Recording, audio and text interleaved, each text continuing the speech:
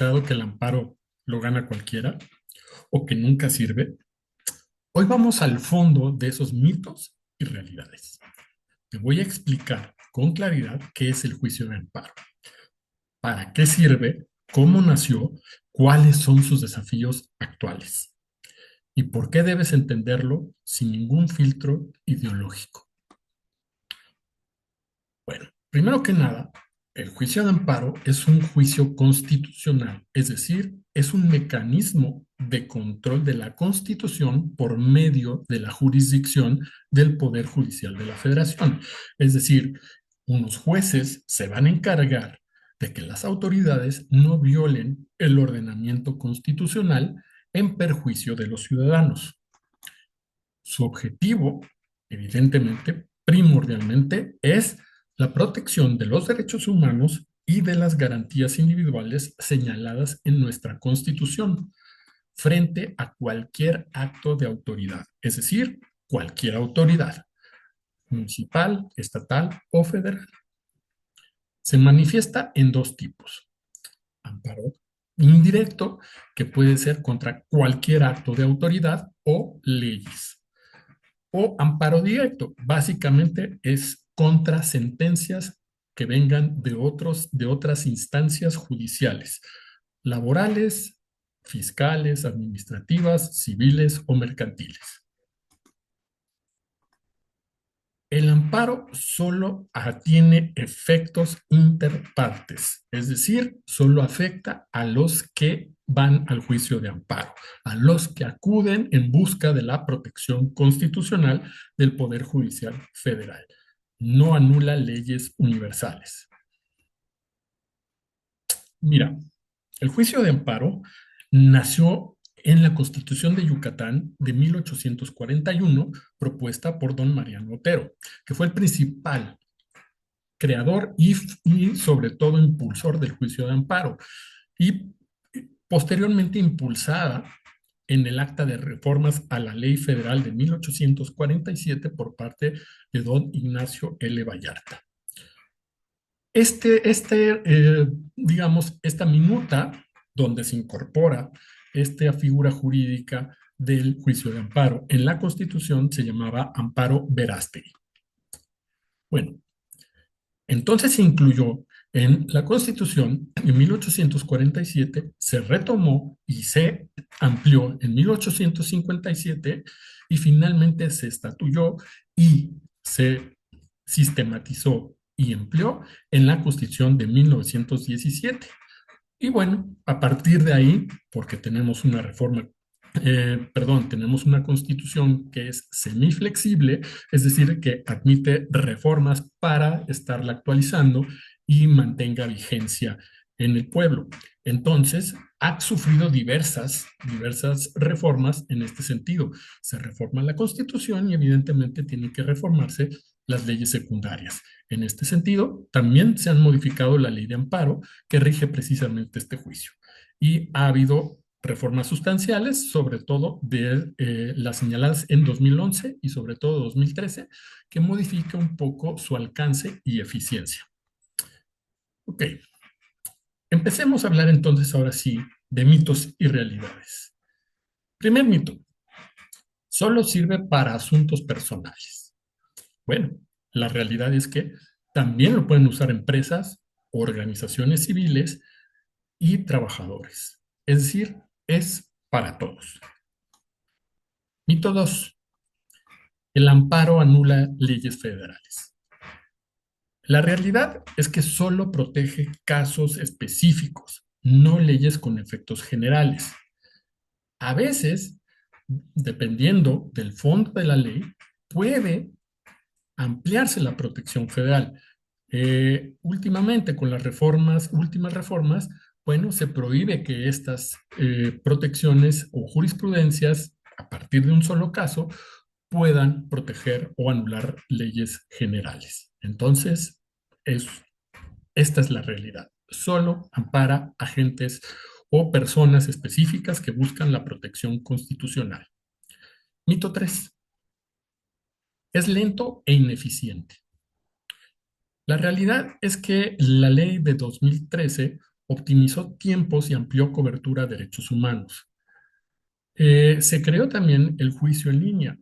Actualmente se puede llevar un juicio de amparo a través de Internet, del sitio correspondiente del Poder Judicial de la Federación. Esto actualiza un poco los tiempos y hace que los procesos sean más rápidos.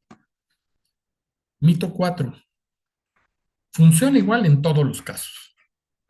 Bueno, la realidad es que los retos pasan por su uso mal aplicado y la carga administrativa, lo que se le llama la prostitución del amparo.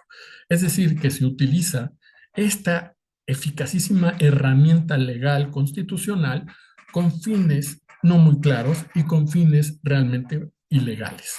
Entonces, en el fondo, sí es un mecanismo real de protección constitucional, pero no funciona igual para todos los casos. ¿Cuáles son algunos de los desafíos actuales del juicio de amparo? Bueno, primero podríamos señalar los formalismos exagerados. Muchos quedan fuera por errores simplemente de forma. No hay, digamos, una información amplia para toda la gente y que sepa cuáles son los requisitos de forma para poder entrar o buscar un amparo. Se requiere generalmente sí la asistencia de un profesional en derecho, porque no todos comprenden la normatividad y los términos legales. Entonces, sí es importante buscar a un profesional en derecho. El amparo es gratuito, los honorarios de los abogados no. Si no se cuenta con los recursos para contratar un abogado especialista, el Poder Judicial de la Federación cuenta con el Instituto Federal de Defensoría Pública, accesible a recibir a todos para poder representarlos en un juicio de amparo. Segundo, hay capacidad judicial variable. Hay demasiados casos, hay una sobrecarga de trabajo. A veces los juzgados no se dan abasto. Se tienen que crear eh, tanto tribunales como juzgados auxiliares que ayudan a los titulares de determinadas materias a avanzar en la resolución de sus juicios. Entonces hay una sobrecarga de carga de trabajo. Hay abusos institucionales.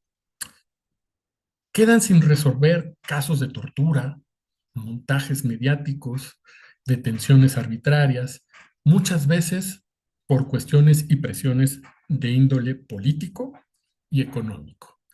Entonces, se tiene que reformar la ley de amparo precisamente para garantizar la imparcialidad y la celeridad de este proceso judicial. Ok, ¿cuál es la actualidad del juicio de amparo? Bueno, es un importante mecanismo, como lo había dicho, de control y de equilibrio de poderes. Precisamente una de las funciones también del Poder Judicial de la Federación no solamente es otorgar amparos, existe la falsa creencia que los juzgadores de amparo solo protegen a los poderosos. No es así. En realidad, cuando hay una violación clara y directa a la Constitución o principios que rigen a la Constitución, probablemente otorguen el amparo. No así en otros casos.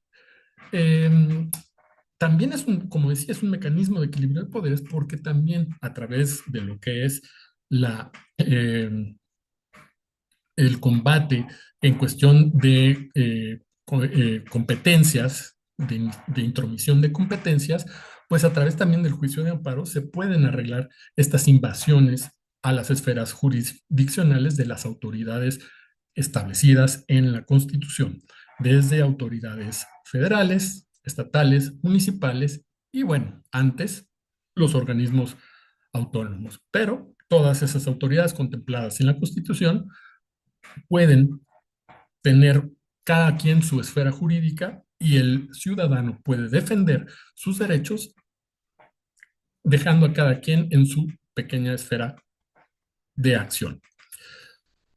Su papel en liberar víctimas de tortura o montajes, como en el caso de Florencia Cassés o Juana Hilda, han sido extremadamente mediáticos importantes para establecer cómo debe de actuar la autoridad, principalmente la autoridad judicial, es decir, ministerios públicos o fiscalías generales, fiscales o estatales. Es decir, realmente estos problemas a veces van por abuso de poder. Entonces, para eso está el juicio de amparo, para evitar este abuso de autoridad. Y bueno, finalmente, ante la elección popular de jueces, el amparo puede ser una herramienta crucial para mantener el equilibrio judicial. Es importante y es relevante precisar que los jueces de amparo deben o se deben a la Constitución. Su función tiene que ser 100% imparcial, objetiva y con celeridad.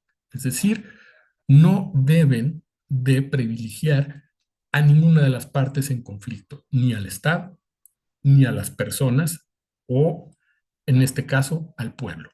Es decir, solamente es entre partes. Entonces, ojalá que este tema de la elección popular judicial pueda resultar en un beneficio y sobre todo en una división de poderes eficaz. Bueno, en resumen, el amparo sí funciona. Claro, tiene desafíos, pero tiene que funcionar con límites claros. No es una herramienta mágica, pero sí esencial para defenderte frente al Estado. Es decir, está hecha para luchar contra el abuso de poder y de autoridad. Los cambios recientes lo modernizaron, pero también desafiaron su capacidad. Existe esta creencia de que derivado de esta reforma de elección popular, puedan deber su lealtad a cierta ideología política y no a la Constitución. Su futuro depende de reformas inteligentes, y una jurisprudencia independiente. Es decir, todo asunto que resuelvan lo tienen que resolver de manera independiente, objetiva e imparcial. Si crees estar ante una violación de derechos, el amparo puede ser tu mejor defensa. Coordinarlo con un abogado calificado maximiza tus posibilidades de éxito. El amparo debe evaluarse desde su eficacia técnica y su impacto social, no desde banderas ideológicas. Es parte del blindaje legal que fortalece al Estado de Derecho y sobre todo la división de poderes. Espero te haya gustado esta cápsula. Nos vemos en la próxima. Gracias.